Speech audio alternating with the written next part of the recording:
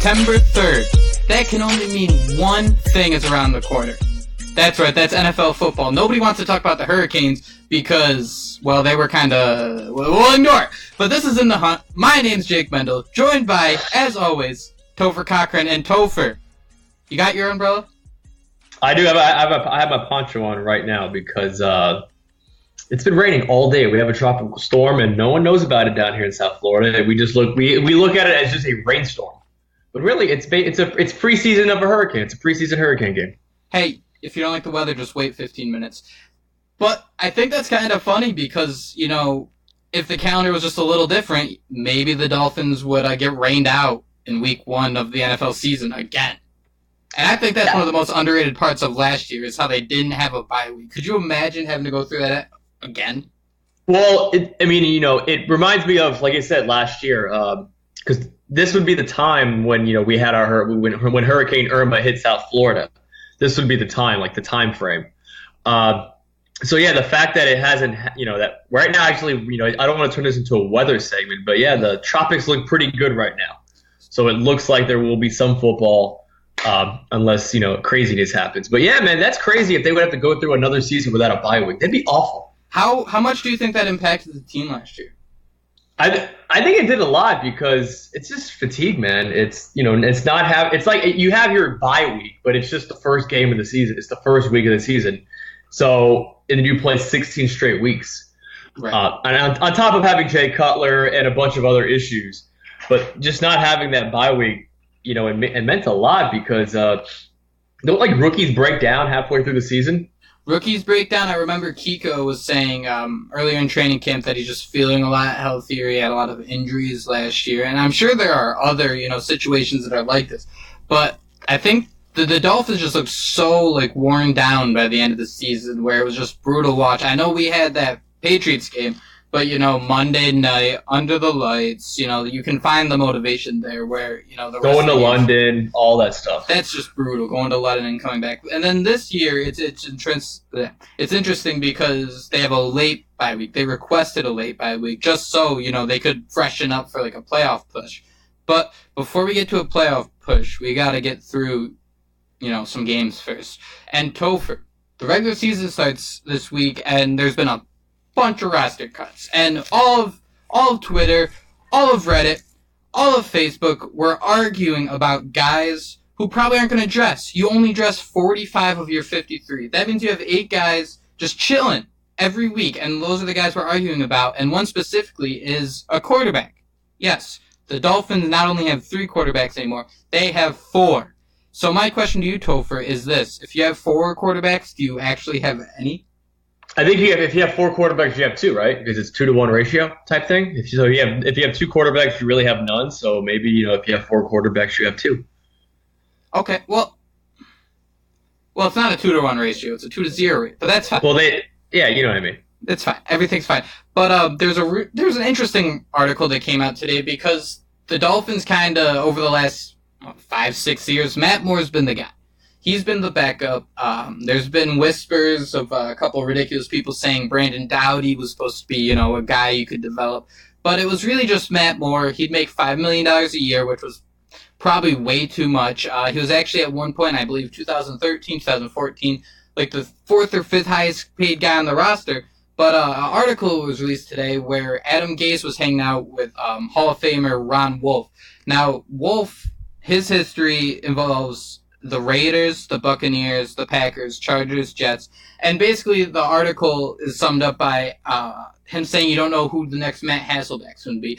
For instance, Ron Wolf traded for Brett Favre when he was in Atlanta at the time as a backup. So I guess, Topher, what I want to talk about is there anything good that can come out of having 4 quarterbacks?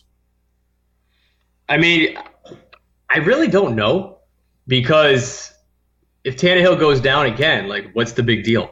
I just look at it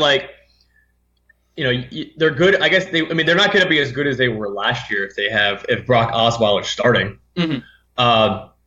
But yeah, man, I just generally think it doesn't matter with this team because if Tannehill goes down, that's the season. And obviously, yes, you need that position filled.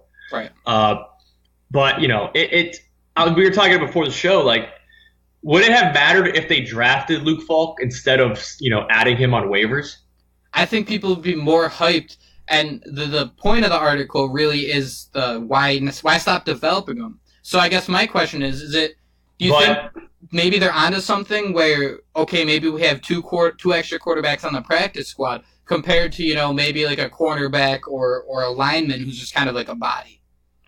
But what does that get you though? Like if they say their record's terrible this year, are you going to draft a quarterback? Or you're gonna use the one that you developed. Like I don't know what it means, because when you have the upgrade there, you have to take it at that position. And I don't know how often that upgrade is as your backup quarterback. Very rarely it's like Tom Brady. Right, yeah. Or, and honestly, and if it's like, we'll use like the Matt Hasselbeck example that he used. Right. Okay, then you're basically having another like average quarterback.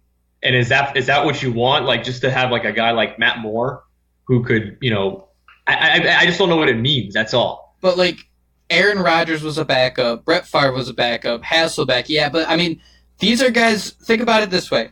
Even if you don't see them in your future, if you have a guy, let's say Tannehill gets hurt, and whether it be even Osweiler, anybody comes in, and they maybe not play great, but show enough, I'm not saying like a Garoppolo go, 5-0, but if they show enough, maybe, he's not the guy of your future, but you could swing like for a second round pick if they win a couple games or something like that. So I kind of see that appeal as if you develop a quarterback, you'll get so much more return than any other position. And, I've never really thought about it this way until I read this article, because you're like, you only need two quarterbacks. If one goes down, the season's over. But if you develop these guys for a couple years, say you have a guy that's been on your roster for 3-4 years, he knows the playbook, he knows everything, he only has to play in spot situations. All of a sudden, another team has a quarterback that goes down, this guy becomes appealing because he's 28, 27, somewhere in there. And you always pointed out, with like Phillip Rivers, Drew Brees, Tom Brady,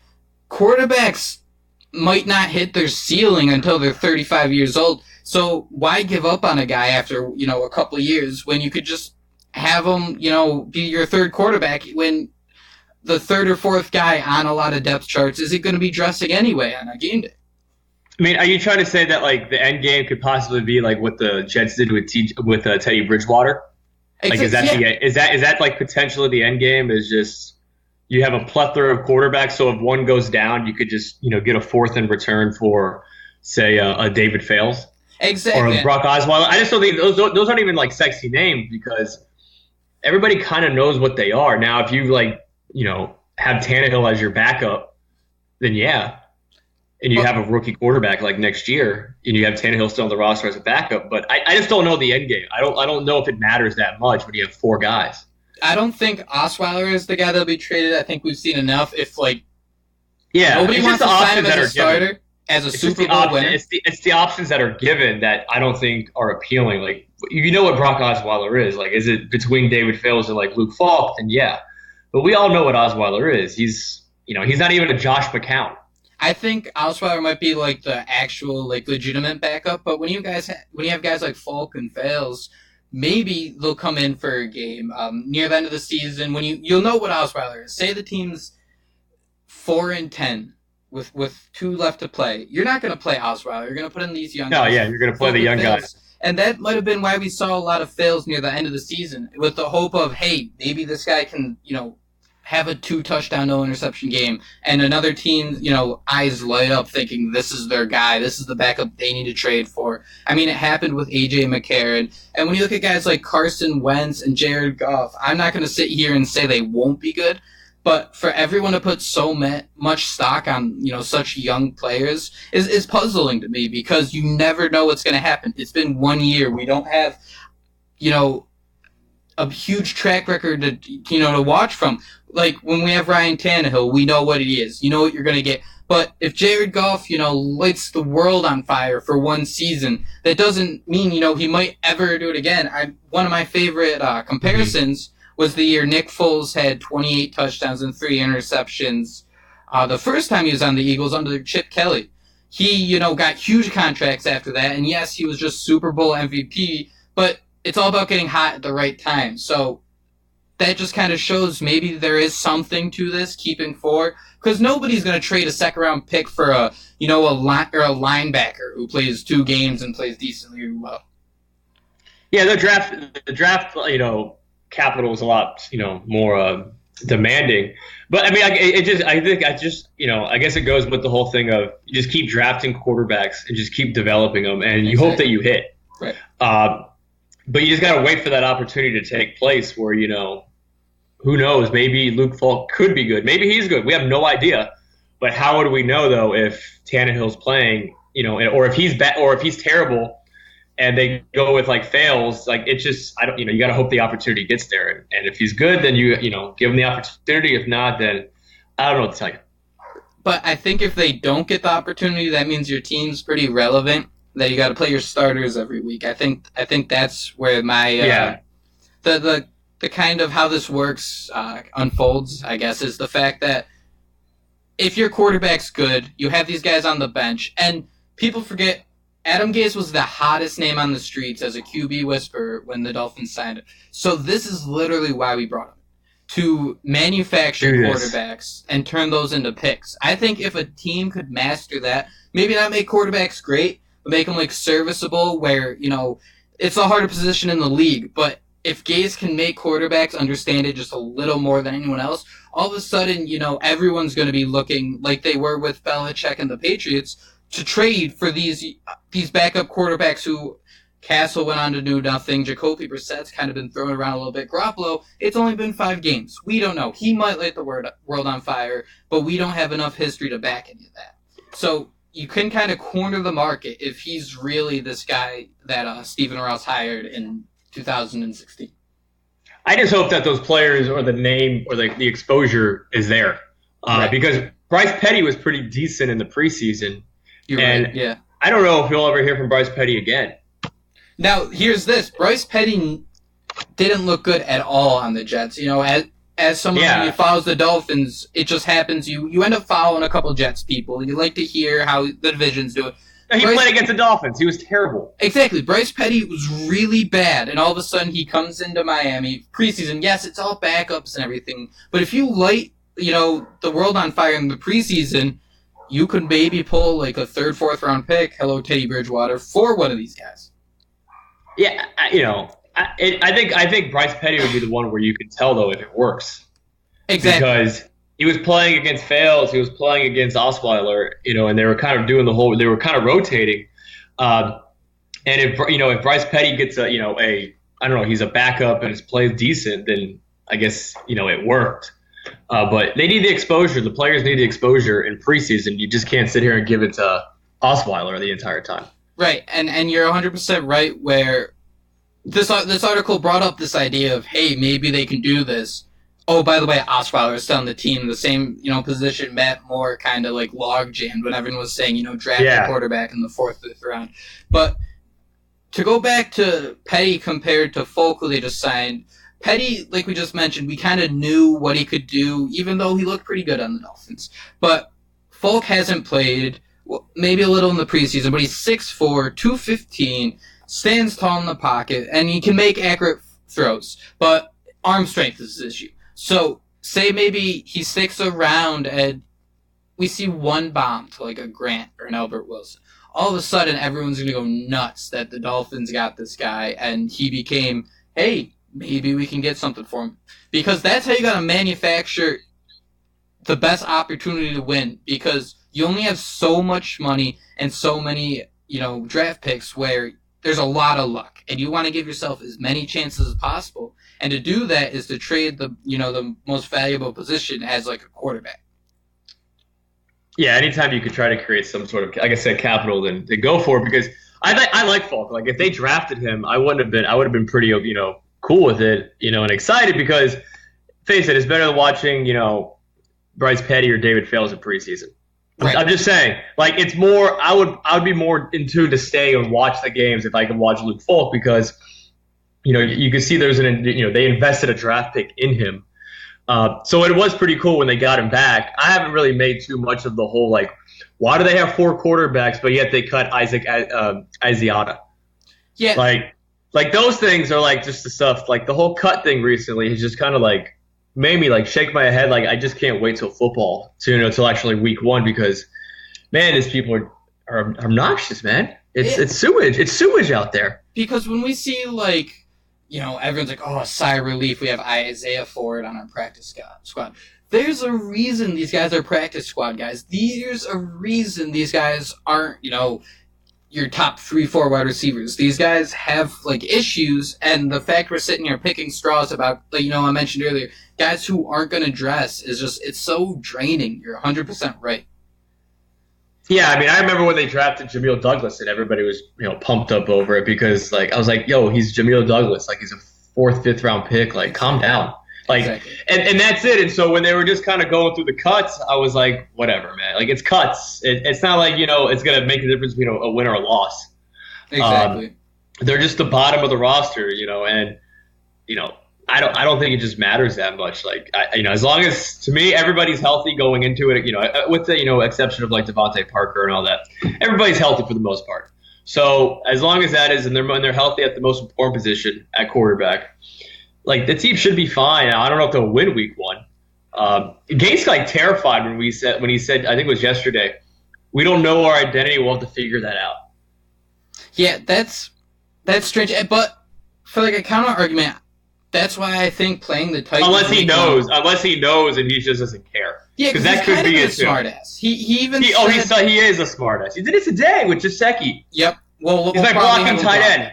Yeah, like no, I mean, yeah, he's probably gonna have to block, but it's just dismissive, and right. I think it's hilarious. But I could totally see why fans who aren't on board with Adam Gase just use that as like ammunition, because it's like, well, what have you done, bro, to sit here and do that? Just to be that dismissive.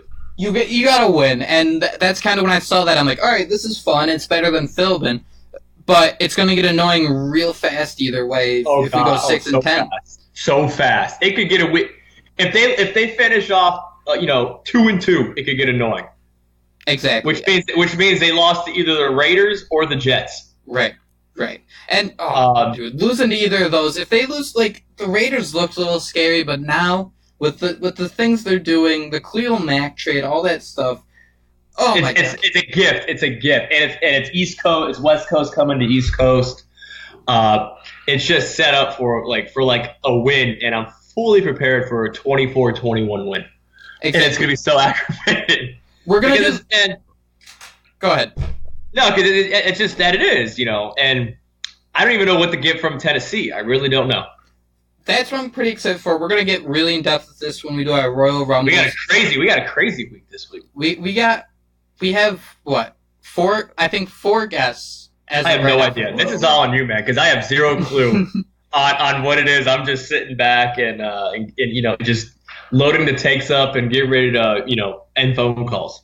Exactly. It's gonna be great. But I just want to talk about the Titans for a second. We're not going to get in depth. We're going to save that for the Royal Rumble, where we really look at, each position on the Dolphins, what scares us, what we're hyped up about. Even on the Titans, that is, we have our Titan Insider on the show, a.k.a. Donnie. We're not even going to give him a last name. But I think the Titans are a really good week 1 matchup because them, too, yes, they have an identity. Derrick Henry's a really, really good at running the ball. But he can't catch. He can't catch. Mariota's kind of been in, the same position as Tannehill. Both have shined once in a while. They both had, injury issues. You know what you're getting.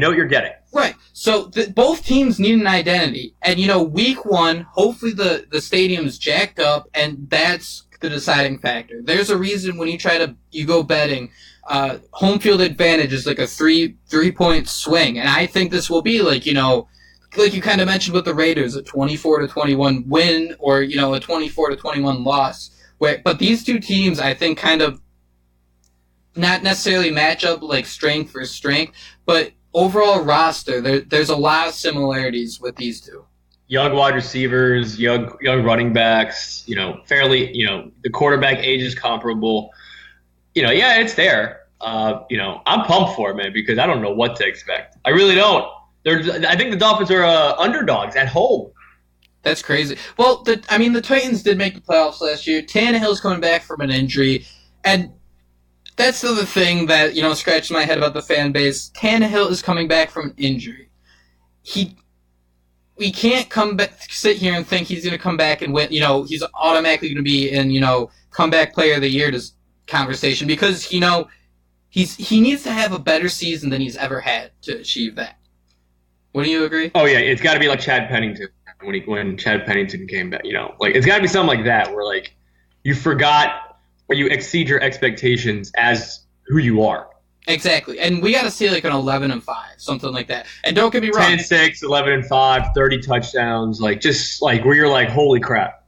Exactly. They put the over-under on Tannehill touchdowns this year at 21. And, a lot of people on Twitter were trying to be like, oh, that's outrageous, make your money. But it's kind of true. He's thrown less than 21 touchdowns, I believe, once in his career. And that was his rookie year, 2012, when the entire team only had 13 receiving touchdowns. But, it's been 24, 27. Give us 30. If he gives us 30 and 4,000 yards, I will happily go full-blown homer for him as comeback player of the year. Well, if he goes that, then basically, he's top 5 in touchdown passes. Exactly. And if he's not going to do it now, when is he? It's got to start. Yeah, it's got to start because otherwise, when he doesn't do it, it's time. Basically, I think this is the season for him to go, to make or break. Right. Because you know what you're going to get from him. And by the way, going off of last year, if he threw 30 touchdowns, he would be top 3. That would have been awesome. And Stafford had 29, and he's fourth in the league in touchdown passes. So there you go. I don't really think it's too outrageous to ask for 30. Especially with how much you're paying guys like Wilson and Amendola, you got to be throwing. It's that, but if they run the ball more, then yeah. If they try to be a running team, which you kind of think they should be, with Gase. That's what they were when Gase's first year. It was predominantly a running team. Right. And let's end with this because this was kind of just where we're going to, I guess, shoot the shit for a couple minutes and about the QB madness. But how do you feel about them keeping 4 running backs? Because I did mention how, the third and fourth guys aren't going to see the field, might not even dress. But these 4 running backs, Ballage, Perry, Gore, and Drake, actually Gore hasn't because he hasn't played, but his resume speaks for itself. I could see all 4 of these guys trying to get on the field, maybe Ballage in the slot, Drake in the slot, something like that. You load up on them, man, because they can get hurt so fast. Exactly. That, you could start Drake and they could – it's not even getting hurt. It's just sprained ankles and pulled hamstrings. Where you're just missing a couple weeks, right. Yeah, you're just missing weeks at a time, and the bad luck could happen as if it happens in a 2-week span. And next thing you know, you have Jeremy Langford. Right. Let me ask you this. This is real quick. When Tannehill went down against Arizona, he had 19 touchdowns. Do you think he could have got to 26 by the end of the year? I think so. Topher, where can you find this podcast? You can find us on iTunes, Podbean, Spotify. Hit us up on Twitter. My Twitter handle is Cochran108. Jake's JMendel94. Our actual Twitter handle is @MIA_in_the_hunt. And Jake, what about you, man? I just got to mention we're going to have to be doing the Royal Rumble, and we're going to be doing the bingo, which I still need to, put out all the tweets to make it formal. But yeah, we have some pretty exciting things planned. I'm excited. I hope you're excited. And basically all I can say is fins up. Fins up.